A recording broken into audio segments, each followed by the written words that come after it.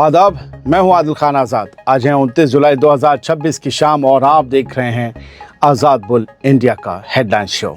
इस शो में आज आप देखेंगे, अब रेड सी से गुजरने वाले जहाज़ों से भी फीस वसूलने का प्लान। ईरान के सरप्राइज हमले के बाद अमेरिका कर रहा बड़े हमले की तैयारी, फिर शुरू हो सकती है जंग। आखिरकार जीसीसी मुल्कों ने क्यों शुरू की बड़ी मिलिट्री एक्सरसाइज? सऊदी अरब, कतर, कुवैत, यूएई आखिर किस ऑपरेशन की कर रहे हैं तैयारी? ईरान ने अब किस अमरीकी एयरबेस पर बड़ा नुकसान करने का किया दावा? और अमेरिका सऊदी अरब की बमबारी के बाद आखिर इराक से हुआ कौन सा खतरनाक ऐलान जिससे बढ़ सकती है मिडिल ईस्ट की टेंशन? शुरुआत करते हैं इस शो की। अब सिर्फ स्ट्रेट ऑफ हॉर्मुज़ ही नहीं बल्कि रेड सी में भी गुजरने वाले जहाज़ों से पैसे वसूलने की, फीस वसूलने की, चुंगी लेने की तैयारी शुरू हो गई है। यमन के हूथी अब बाब अल मंदब से गुजरने वाले तिजारती जहाज़ों पर फीस लगाने का प्लान बना रहे हैं, और अगर ऐसा हुआ तो दुनिया की दूसरी सबसे अहम समुद्री गुजरगाह भी नई टेंशन में फंस जाएगी। उधर ईरान नहीं मान रहा, फीस को लेकर अड़ा हुआ है, इधर हूथीस तैयारी कर रहे हैं। 29 जुलाई को सामने आई रिपोर्ट्स के मुताबिक यमन के हूथी रेड सी के बाब अल मंदब रास्ते से गुजरने वाले ज़्यादातर कमर्शियल जहाज़ों से फीस वसूलने पर गौर कर रहे हैं। रिपोर्ट्स में बताया गया है कि ये फैसला ऐसे वक्त सामने आया है जब सिर्फ एक हफ्ता पहले सऊदी अरब की हूथीज़ ने समंदरी नाकेबंदी का ऐलान किया था।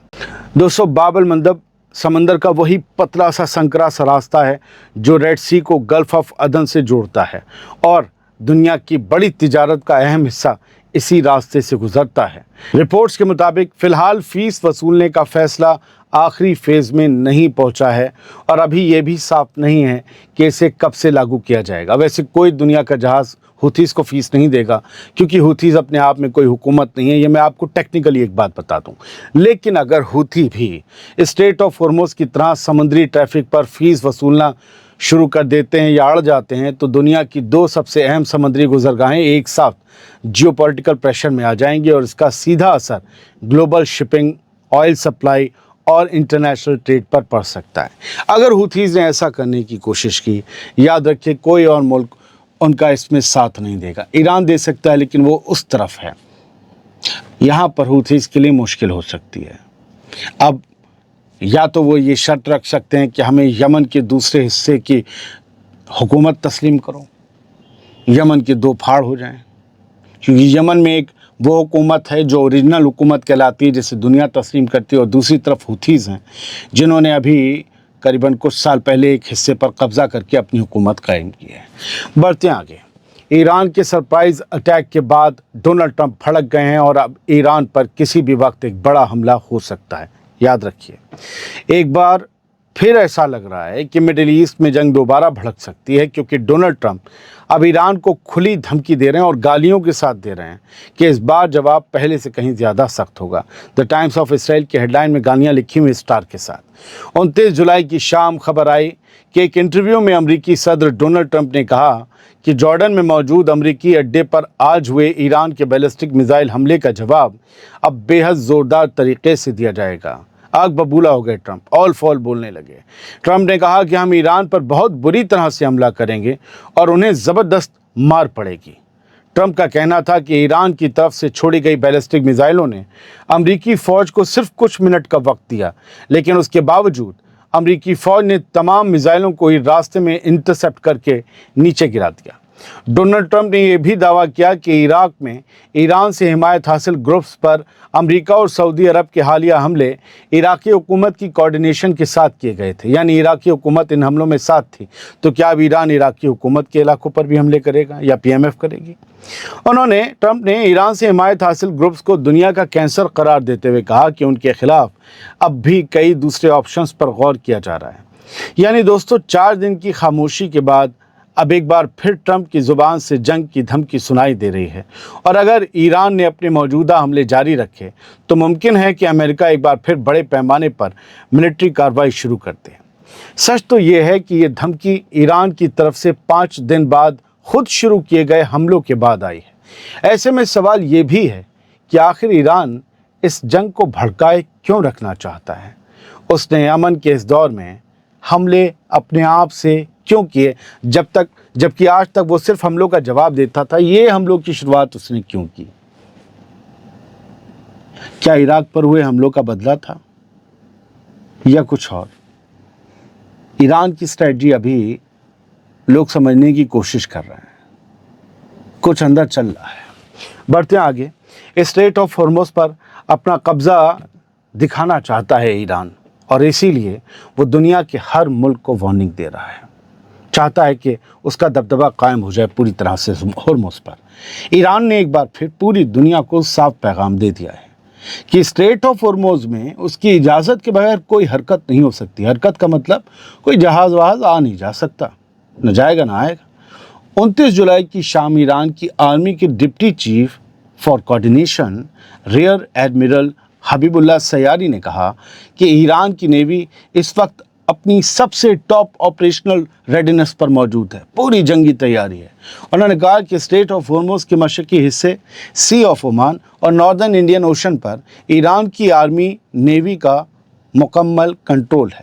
रियर एडमिरल सयारी के मुताबिक वेस्ट एशिया के इन समुद्री इलाकों में ईरानी नेवी पूरी मजबूती के साथ तैनात है और इन स्ट्रेटजिक समुद्री रास्तों में ईरान की इजाज़त के बगैर कोई भी हरकत अंजाम नहीं दी जा सकती, कोई भी मूवमेंट नहीं हो सकता। दोस्तों, ये बयान ऐसे वक्त में आया है जब स्ट्रेट ऑफ हॉर्मुज़ के कंट्रोल को लेकर अमेरिका, ओमान और ईरान के दरमियान तगड़ी रस्साकशी चल रही है। यानी ईरान अब भी अपने पुराने रुख पर पूरी तरह कायम है और वो दुनिया को ये पैगाम देना चाहता है कि स्ट्रेट ऑफ हॉर्मुज़ का असली फैसला आज भी ईरान ही करेगा, कोई और नहीं। पिछले वीडियो पर कुछ लोग पूछ रहे थे कि ओमान ने क्या किया है, ओमान ने कौन सी जंग लड़ी है कि उसे शेयर मिले। ये तो फ्री वे था। आप समझने की कोशिश कीजिए, आपके जज्बात ईरान के साथ हो सकते हैं। इट डजंट मीन ईरान आपके मोहल्ले की लड़ाई लड़े तो आपका घर उसका हो गया। मैं आपके मोहल्ले की लड़ाई लड़ूं तो मेरा भी। लोगों के हक और ज़मीन और इलाके और जो है समुद्री इलाके होते हैं, उनसे कोई किसी को महरूम नहीं कर सकता। ये बहुत सिंपल सी बात है। इसे मैंने बहुत सिंपल एग्जाम्पल के तहत आपको समझाया। बढ़ते हैं आगे। अरब मुल्कों ने अचानक अपनी बड़ी मिलिट्री ड्रिल शुरू कर दी है और इसकी टाइमिंग ने पूरे मिडिल ईस्ट में नए सवाल खड़े कर दिए हैं। जिस वक्त ईरान लगातार अरब मुल्कों पर मिसाइलों और ड्रोन से हमला कर रहा है और अमरीकी फ़ौजी अपने अड्डों पर अंडरग्राउंड बंकरों में पनाह लेने पर मजबूर हैं, उसी वक्त में अरब मुल्क खुले मैदान में जंग लड़ने की प्रैक्टिस कर रहे हैं, ड्रिल कर रहे हैं। क्यों? 29 जुलाई की शाम को एक रिपोर्ट सामने आई कि 28 जुलाई को ड्रिल शुरू हो चुकी है। बहरीन में गल्फ कोऑपरेशन काउंसिल यानी जीसीसी के तमाम अरब मुल्कों की फ़ौजें बहरीन शील्ड के नाम से मुश्तरका मिलिट्री ड्रिल में हिस्सा ले रही हैं। यानी गल्फ के बड़े बड़े मुल्क जैसे सऊदी अरब, यूएई, कतर, कुवैत, ओमान और बहरीन इस वक्त बहरीन में ही बहरीन शील्ड नाम की जॉइंट मिलिट्री ड्रिल में हिस्सा ले रहे हैं। बहरीन ही वो मुल्क है जहां ईरान ने ज़ोरदार हमले किए हैं। बहरीन की फ़ौज के chief of staff lieutenant general Zia bin Saqr Al Nuaimi ने ये कहा है कि ये ड्रिल 30 जुलाई तक जारी रहेगी, जिसका मकसद कॉम्बैट रेडीनेस, ऑपरेशनल प्लानिंग और अरब फ़ौजों के दरमियान कोऑर्डिनेशन को और मजबूत करना है। लेकिन जो बताया जा रहा है मामला उससे अलग भी हो सकता है। उनके मुताबिक, बहरीनी अफसर के मुताबिक, जीसीसी की मुश्तरका मिलिट्री फोर्स अब हर तरह के ख़तरों का मुकाबला करने की सलाहियत रखती है और ये ड्रिल किसी भी गद्दाराना हमले के ख़िलाफ़ एकजुट होकर खड़े होने की तैयारी है। गद्दाराना हमला आप समझ लीजिए कहाँ की तैयारी है। दोस्तों, सबसे बड़ी बात इस ड्रिल की टाइमिंग है। फरवरी से आज तक अरब मुल्क सिर्फ ईरान के हमले झेलते आए हैं, लेकिन उन्होंने अब तक सीधा जवाब नहीं दिया जुलाई 2026 तक। अब सवाल ये है कि क्या ये वाकई सिर्फ एक मामूली मिलिट्री ड्रिल है या फिर किसी बड़े ग्राउंड ऑपरेशन की तैयारी है? क्या अमेरिका आने वाले दिनों में अरब फ़ौजों के दम पर कोई बड़ा ज़मीनी ऑपरेशन शुरू करने की सोच रहा है? क्या अरब फ़ौजों में इतना दम है भी? हो सकता है कोई ऑपरेशन ना हो सकता है ये सिर्फ एक डिफेंसिव ड्रिल हो, लेकिन जिस माहौल में हर कुछ दिन बाद मिसाइलें चल रही हैं और पूरा रीजन जंग के दहाने पर खड़ा है, वहाँ ऐसी मिलिट्री ड्रिल को सिर्फ एक एक्सरसाइज नहीं बल्कि एक बड़ा स्ट्रेटजिक सिग्नल भी माना जाता है। और सबसे बड़ा सवाल तो वही है, क्या मिडिल ईस्ट एक और बड़ी जंग की तरफ बढ़ रहा है या फिर ये सिर्फ ताकत दिखाने का एक नया मरहला है। बढ़ते आगे, ईरान ने एक बार फिर अमेरिका पर बड़ा हमला करने का दावा किया है और इस बार उसका कहना है कि अमेरिका के A-10 फाइटर जेट्स भी उसकी बैलिस्टिक मिसाइलों की चपेट में आए हैं। याद रखिएगा, ये कंफर्मेशन नहीं है, ये दावा है।